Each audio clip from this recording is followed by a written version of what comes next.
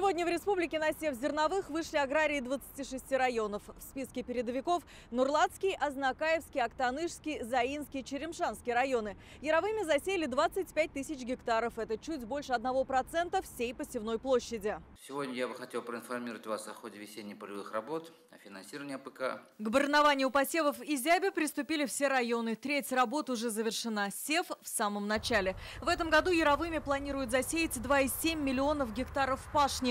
2/3 займут пшеница, ячмень, горох, гречиха. Чуть меньше отвели под сахарную свеклу, рапс и подсолнечник.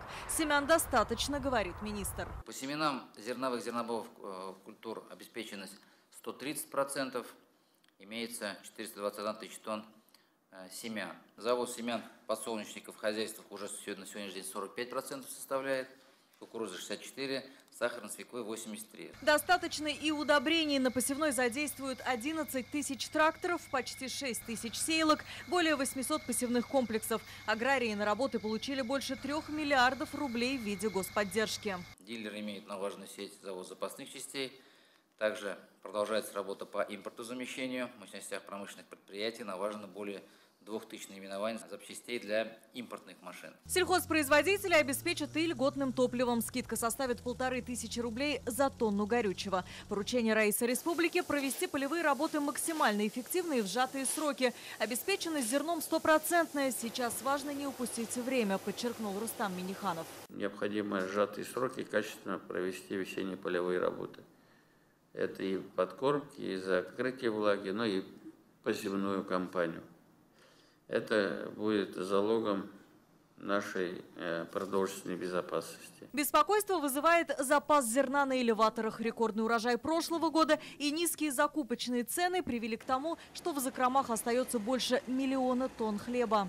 Переходящий запас у нас в пределах 1 миллиона тонн остается. Это тоже такой вопрос. Сегодня мы занимаемся поиском и реализацией зерна. Прогнозировать объем урожая и изменений цен на зерно в этом году Марат Зебаров не стал. Многое зависит от геополитической ситуации в мире. А вот к засухе аграрии готовы, заверил министр. На весенне-полевые работы в этом году потратят 37 миллиардов рублей. Поддержать аграриев готовы и банки.